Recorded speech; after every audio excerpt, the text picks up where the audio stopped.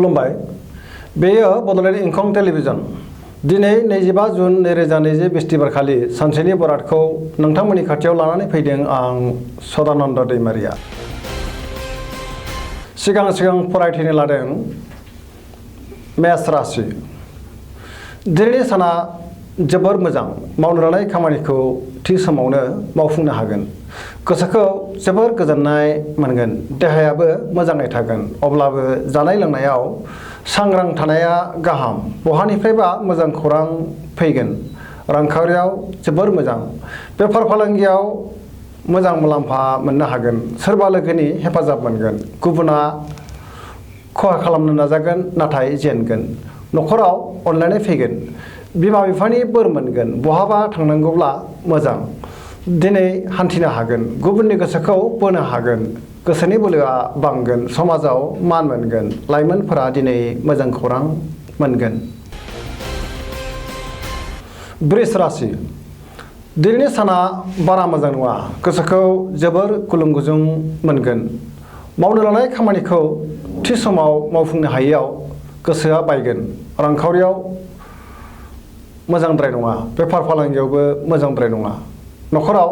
बिसि फिसायनि गेजेराव अनलायनाय फैगोन देहाया मोजाङै थागोन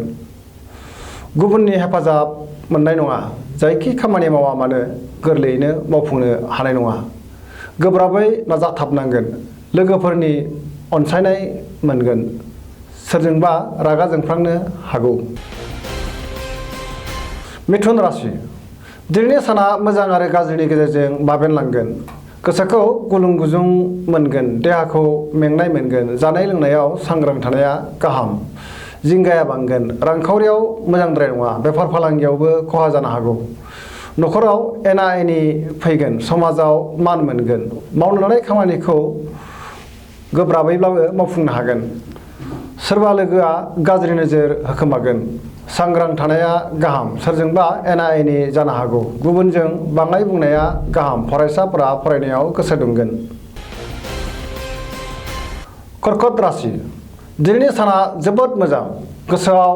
मोजां साननाय फैगोन मावनो लानाय खामानिखौ थि समाव मावफुंनो हानानै जोबोर गोजोननाय मोनगोन रांखावरियाव मोजां बेफार फालांगियावबो मोजां मुलाम्फा मोननो हागोन देहाया मोजाङै थागोन अब्लाबो जानाय लोंनायाव सांग्रां जानाया गाहाम गुबुननि हेफाजाब मोनगोन न'खराव अनलायनाय फैगोन समाजाव मान मोनगोन फरायसाफोरा मोजां फिथाइ मोनगोन आरो फरायनायाव जोबोर गोसो दुंगोन गुबुनजों अनजासोगारगोन सिंह राशि दिनैनि साना जोबोर मोजां गोसोआव जोबोर गोजोननाय फैगोन मावनो लानाय खामानिखौ थि समावनो मावफुंनो हागोन सोरबा लोगोफोरनिफ्राय हेफाजाब मोनगोन बहाबा दावबायहैनो खाबु मोनगोन रांखावरियाव मोजां होनजायो गोबां धोन मोनगोन बेफार फालांगियाव मोजां मुलाम्फा मोननो हागोन गोसोनि साननायखौ गुबुननो फोरमायनो हागोन न'खराव अनलायनाय फैगोन समाजाव मान मोनगोन गुबुननि गोसोखौ गोरलैयैनो बोनो हागोन देहाया मोजाङै थागोन अब्लाबो जानाय लोंनायाव सांग्रां थानाया गाहाम कन्या राशि दिनैनि साना मोजां आरो गाज्रिनि गेजेरजों बाबेनलांगोन गोसोआव गुलाय गुजाय साननाय फैगोन रांखावरियाव मोजां नाथाय खरसाया बांगोन बेफार फालांगियावबो मोजां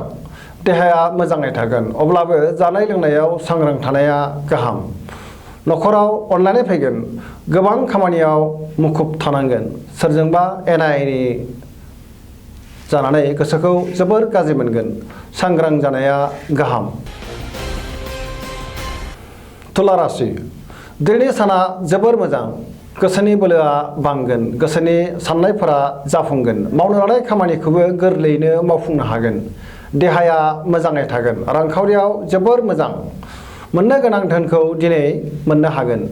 न'खराव बिसि फिसायनि गेजेराव अनलायनाय फैगोन समाजाव मान मोनगोन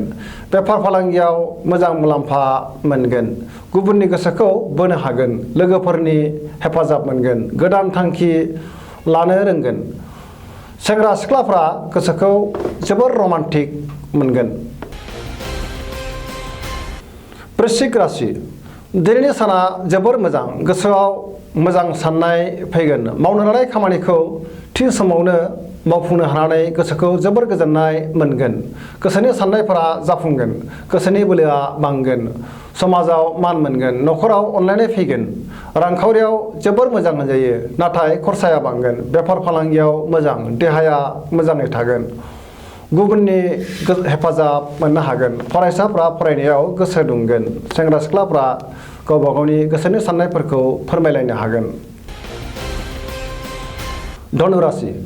दिनैनि साना जोबोर मोजां, गोसोआव बोलो बांगोन, मावनो लानाय खामानिखौ थि समावनो मावफुंनो हागोन, गोसोनि साननाया जाफुंगोन, रांखावरियाव जोबोर मोजां, मोननो गोनां धोनखौ मोननो हागोन, बेफार फालांगियाव जोबोर मोजां होनजायो, समाजाव मान मोनगोन, न'खराव आलासि फैनो हागौ, देहाया मोजाङै थागोन, न'खराव बिदा फंबायनि गेजेराव अनलायनाय फैगोन, बहानिफ्रायबा मोजां खौरां मोननो हागोन। मकर राशि दिनैनि साना जोबोर मोजां, गोसोनि साननाया जाफुंगोन, सिगांनि आद्रा खामानिखौ मावफुंनो हानानै गोसोखौ जोबोर गोजोननाय मोनगोन, रांखावरियाव जोबोर मोजां, मोननो गोनां धोनखौ मोननो हागोन, बेफार फालांगियाव जोबोर मोजां मुलाम्फा मोनगोन, गुबुनजों मोजां सोमोन्दो लाखिनो रोंगोन, गोब्राब खामानिखौ गोरलैयैनो मावफुंनो हागोन, गोदान खामानिखौ जागायजेननो हागोन, न'खराव अनलायनाय फैगोन, बिसि फिसायनि गेजेराव मोजां सोमोन्दो थागोन, सेंग्रा सिख्लाफ्रा गावबा गावनि गोसोनि साननायफोरखौ फोरमायलायनो हागोन। कुम्भ राशि दिनैनि साना जोबोर मोजां, गोसोखौ जोबोर गोजोननाय मोनगोन, खामानिखौ थि समावनो मावफुंनो हानानै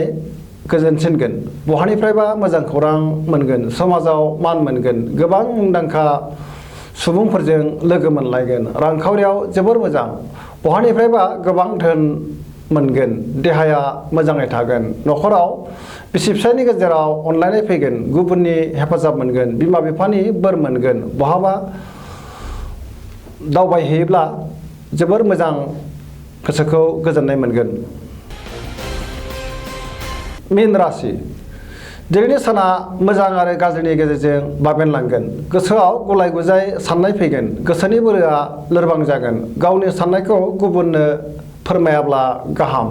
देहाया मोजाङै थागोन, रांखावरियाव मोजां, बेफार फालांगियावबो मोजां, न'खराव अनलायनाय फैगोन, माखौबा साननानै गोसोआव जिंगाया बांगोन, सोरजोंबा एना एनि जानोबो हागौ, सांग्रां जानाया गाहाम, बहाबा बेरायहैयोब्ला गोसोखौ गोजोननाय मोनगोन, सेंग्रा सिख्लाफ्रा गोसोखौ जोबोर रमान्टिक मोनगोन। दिनैनि राशि फरायथिनाया एसेनोसै, जोबनायाव बेखौनो खावलायो जाहाथे नोंथांमोना सानफ्रामबो जोंनि बे बड'लेण्ड इंखं टेलिभिजनखौ नायबाय थायो आरो साबस्क्राइब खालामो। एसेनोसै, गोजोन्थों।